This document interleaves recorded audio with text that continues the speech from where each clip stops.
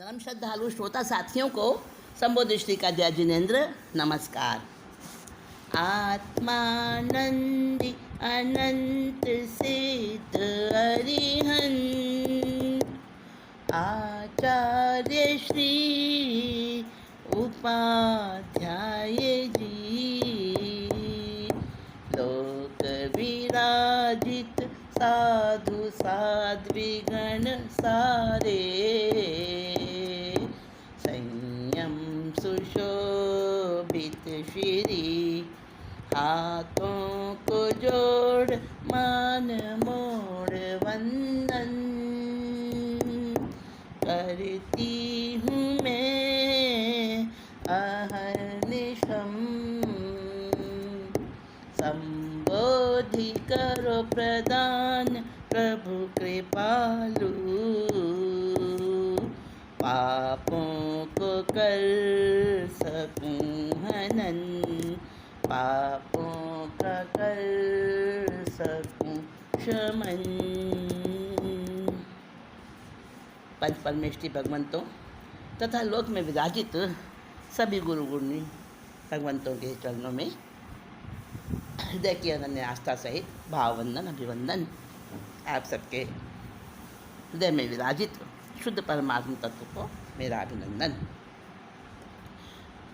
दोस्तों, आपने सुना सम्यक्त्व के इस हमारे चर्चा वार्ता का जो हमारी ये मीटिंग चल रही है, सम्यक्त्व के बारे में बातचीत चल रही है।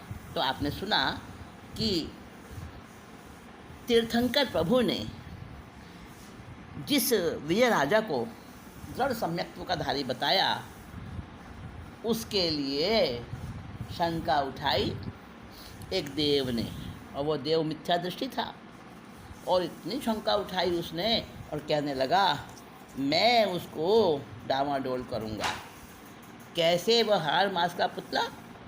अरे वो बहुत प्रशंसा करवाता है। नहीं, है ही नहीं वो इस लायक। अभी देखता हूँ, मैं जाता हूँ उसको डिगाने के लिए।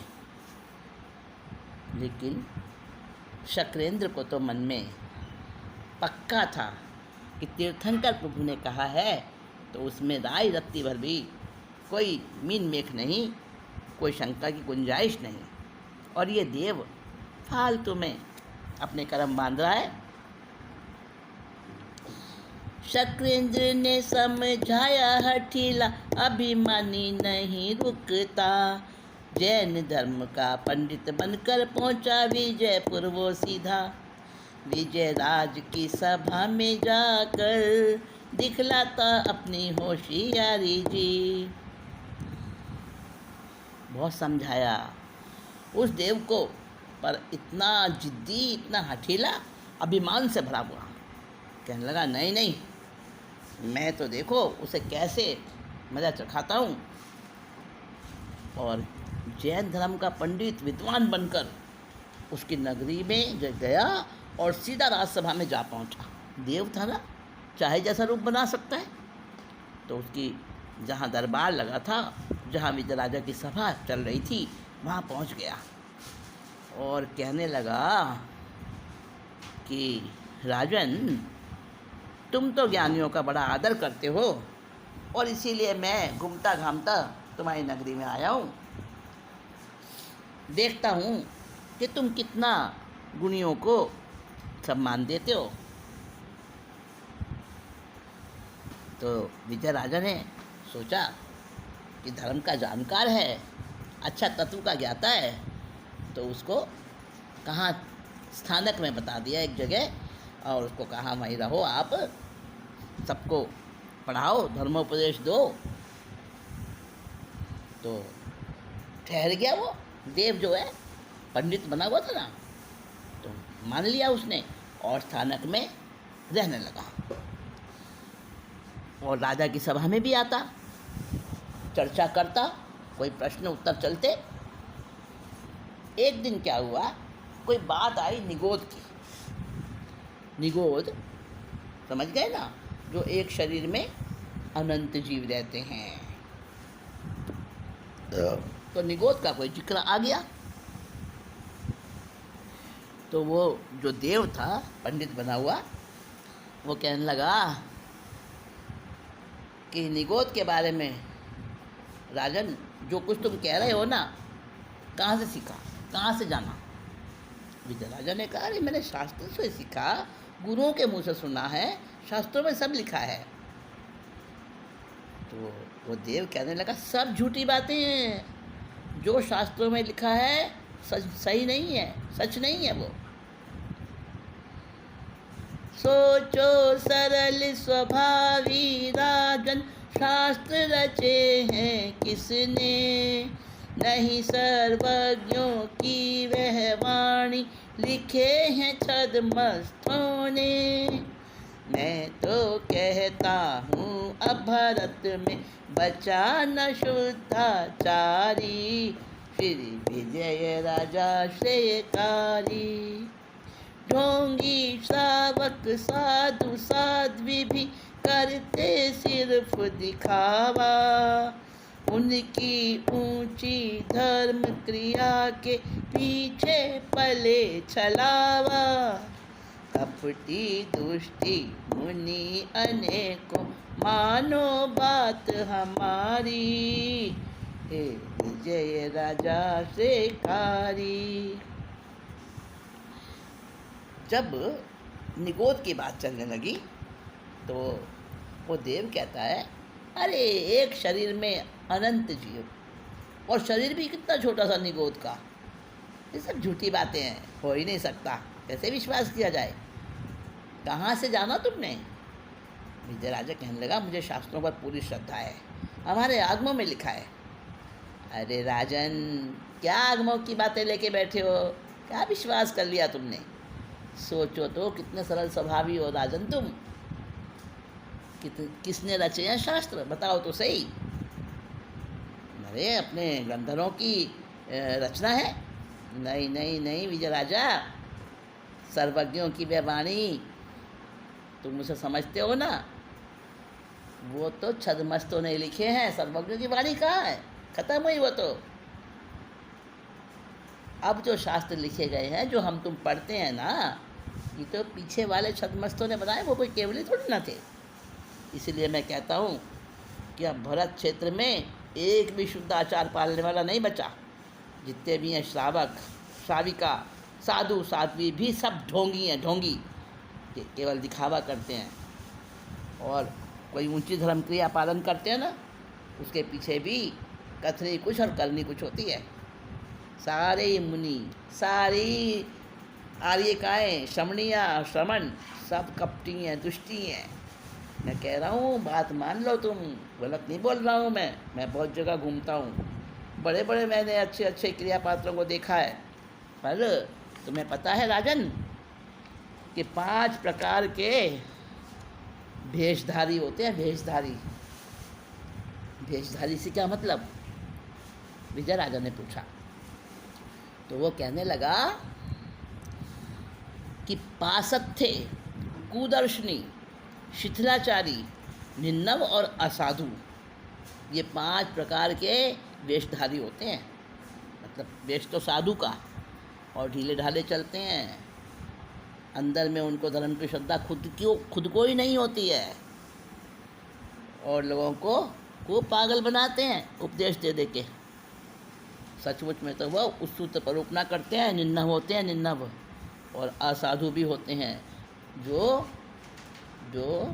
क्रिया में गलियां निकालते हैं, भगवान की आज्ञा को तो पालन करते नहीं और मनमाना आचरण करते हैं। ऐसे पासत्थे, कुदर्शनी, शिथिलाचारी, निन्नव और असाधु, ये भरे पड़े हैं। आज कोई भी नहीं बचा है जो शुद्ध नियम आचार पालने वाला हो, शुद्ध जिनेश्वर भगवंतों की आज्ञा अनुसार चलने वाला। ऐसा कोई, ना साधु, ना साध्वी, ना श्रावक, ना श्राविका। विजय राजा के रोकने पर भी बोलता ही वो जाए, श्रावक के सम्यक्त्व शुद्धि की हालत कही न जाए।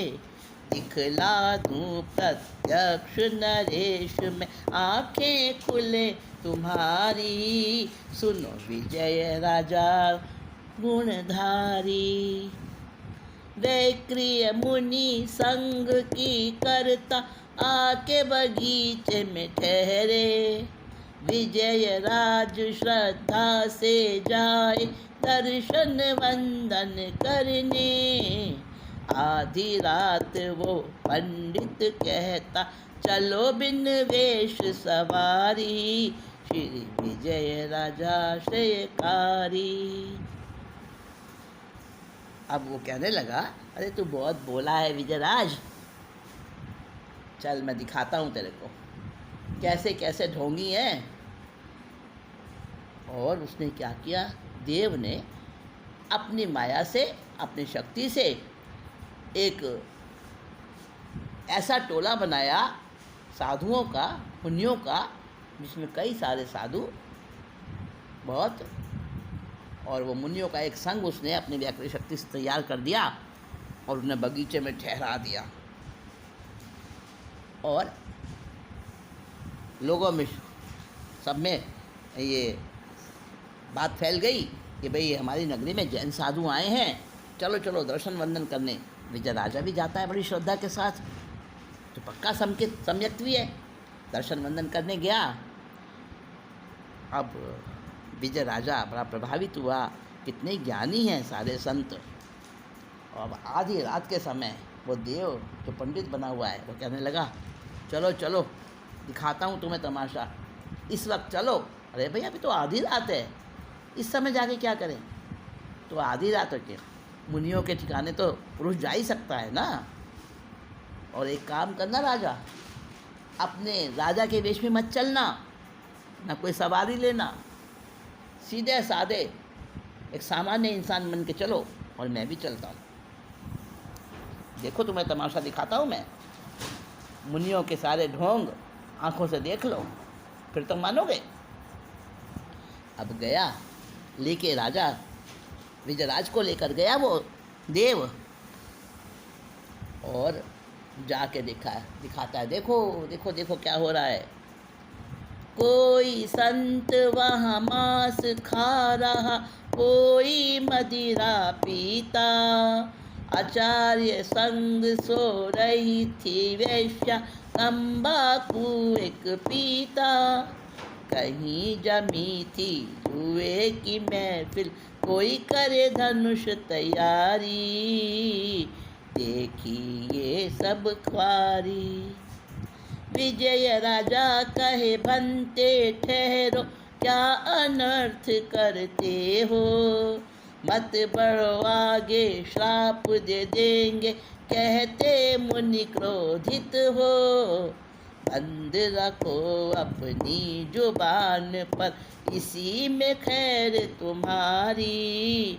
मत करो धर्म की ख्वारी। लेके गया वो आधी रात के समय। अब वहाँ पर उसने क्या नज़ारा दिखाया, विजय राजा भी हैरान हो गया, भौचक्का हो गया देख के। कोई मुनि तो मांस खा रहा है रात में, कोई शराब पी रहा है, और जो आचार्य थे ना संघ के, उनके साथ तो वैश्या सो रही थी। कोई छिप छिप के तम्बाकू पी रहा है, कोई धूम्रपान कर रहा है, कोई नशीली दवाइयाँ खा खा के और झटके खाता फिर रहा है नशे में। कहीं जुए की महफिल जमी हुई है, कोई शिकारी बन के धनुष लेके चल रहा है। अब विजय राजा ने ये सब देखा, अरे ये मुनि क्या क्या कर रहे हैं, ऐसे तो कोई मुनि नहीं करते। विजय राजा कहने लगा मुनियों से, मुनि बनते क्या कर रहे हो, ये बड़ा अनर्थ है, ऐसा मत करो। तो वो मुनि कहते हैं गुस्से में, अरे राजा आगे मत बढ़ना, हमारे पास मत आना, एक शब्द मत बोलना अपनी ज़बान से, श्राप दे देंगे तुझे, भस्म हो जाएगा यहीं।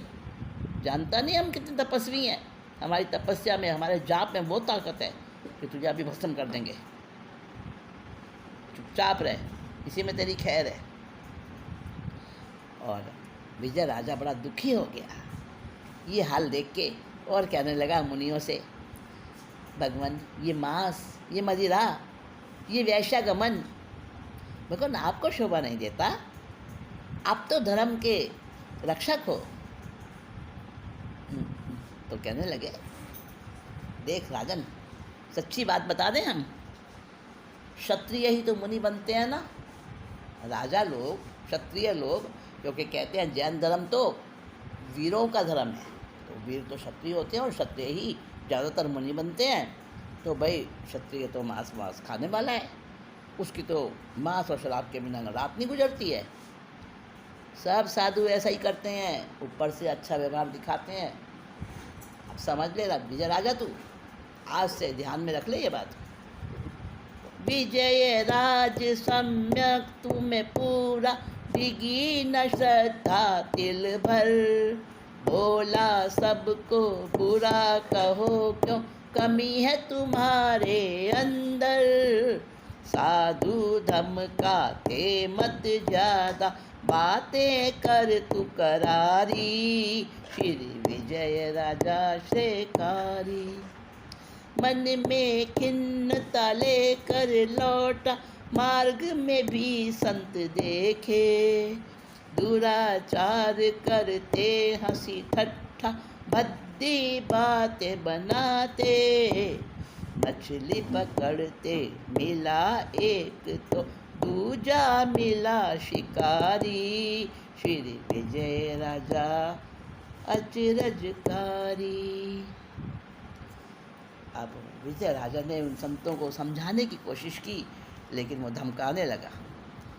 जिस संत को कुछ कहे वही उसे धमकाए, और कहने लगे सारे साधु संत ऐसे ही होते हैं, ऊपर ऊपर से दिखाते हैं, अपनी बढ़िया बढ़िया क्रिया करके अपना ज्ञान छांटते हैं, असल में तो कुछ आता जाता नहीं है, थोड़ा बहुत सुन लेते हैं, रट लेते हैं, बस वही प्रवचन में बोल देते हैं। सारे साधु ऐसे ही होते हैं। विजय राज जो सम्यक में दृढ़ता थी उसकी श्रद्धा जरा सी भी नहीं डिगी। कहने लगा, सबको बुरा मत कहो, अपनी कमी तो मानते नहीं हो और दूसरों को बुरा कहते हो। सारे संत ऐसे नहीं हो सकते, तुम खराब हो, तुम्हारे आचरण खराब हैं। तो साधु धमकाने लगे, ज़्यादा बातें मत बना बढ़ बढ़ के, चल निकल यहाँ से। राजा बड़ा खिन्न हो गया, क्योंकि उस समय वो राजा के वेश में नहीं था ना, नहीं तो साधु उसे ऐसे तो नहीं धमकाते, तो सामान्य इंसान के रूप में था। मन में बड़ा खिन्न होकर लौटा, साथ में तो वो देव चल ही रहा था। तो वो कहता है, देख ले रास्ते में भी देख राजन, ये देख ये जो संत है ना, देख कैसी कैसी भद्दी मजाकें कर रहे हैं। ये देख ये शिकार खेलने जा रहा है, ये मुनि बना हुआ, और देखिए मछली पकड़ने जा रहा है, जाल है इसके हाथ में। देखा, विजय राजा ने भी देखा, बड़ा दुखी हो गया। देव कहने लगा, देख लिया बस, और कुछ बाकी बचा है? जितने साधु साध्वियाँ संसार में है ना, सब यही चालाकी करते हैं। राजा बोला, नहीं, सारे नहीं होते ऐसे। क्या कभी गंगा खाली हो सकती है? इन मुनिराजों की गलती नहीं है भाई, इनके अशुभ कर्म का उदय है। और कोई बात नहीं, इनकी पुण्यवानी जगेगी, थोड़ा समय बचा है, ज़रूर ये अपने गलत रास्ते को छोड़ेंगे। आज ही परमेष्ठी के चरणों में मैं अर्जी लगाऊंगा, आज ही मैं परमेष्ठी से विनती करूंगा कि इनको सुबुद्धि दे, इन मुनिराजों को सही रास्ता बताए। पंडित कहे तुम 3 खंड का राज्य चलाते हो कैसे, सामने देख अनीति दुर्गुण, शांत बने हो ऐसे, छोड़ो जिन शासन श्रद्धा की, झूठी हैं बातें सारी, जिन शासन है बेकारी।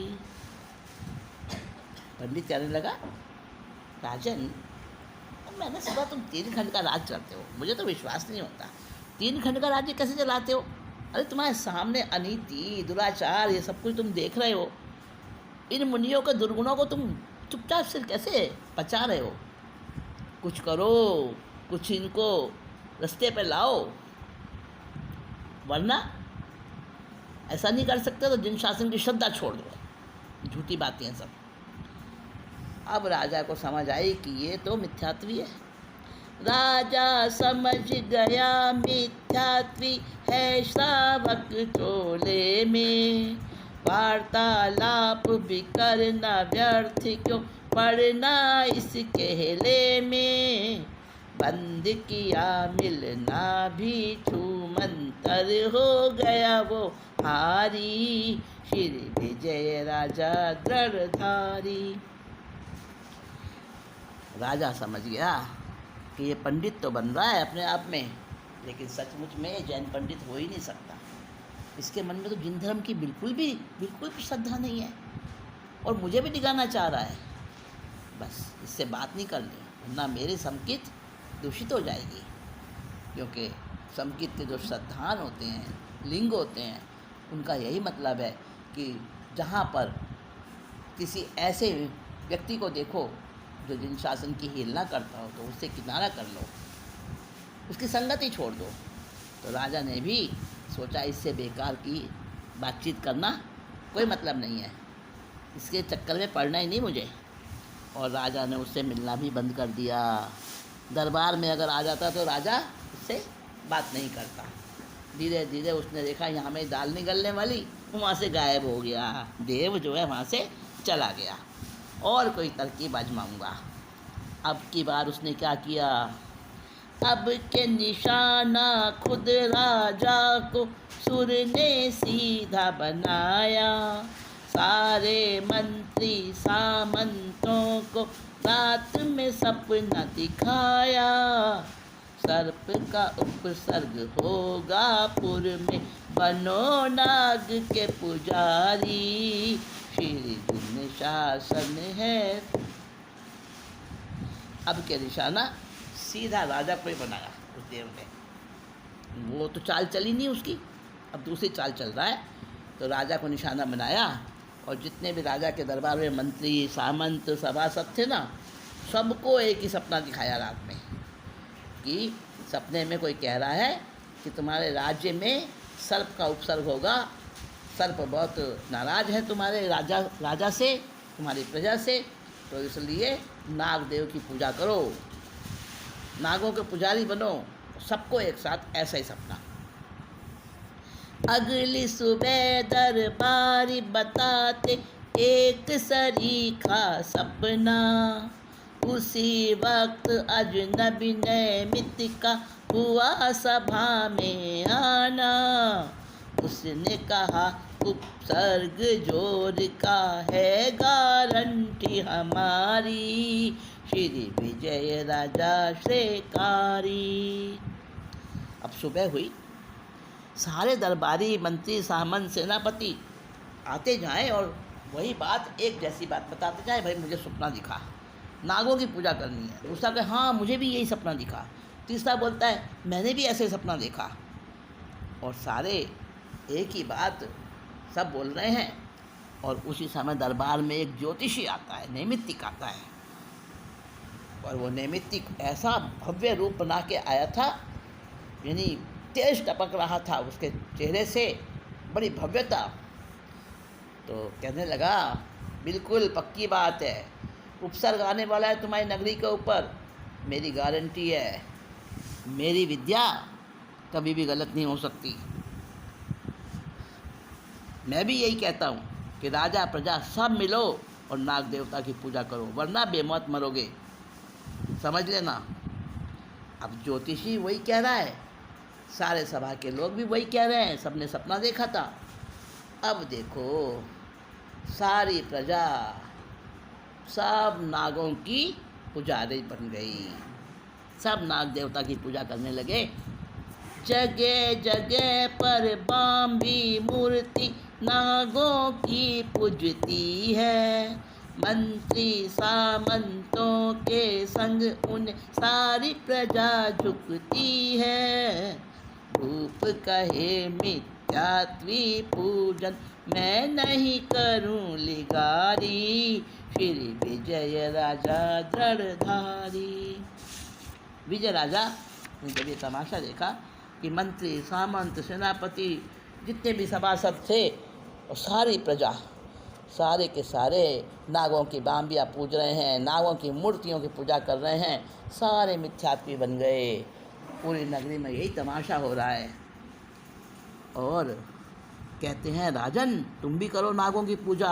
अरे हमारी नगरी पर बहुत बड़ा उपसर्ग है, ये पूजा करो नागों की तभी टलेगा। लेकिन राजा ने तो साफ कह दिया, मैं कभी भी मिथ्यात्व को नहीं पूजूंगा।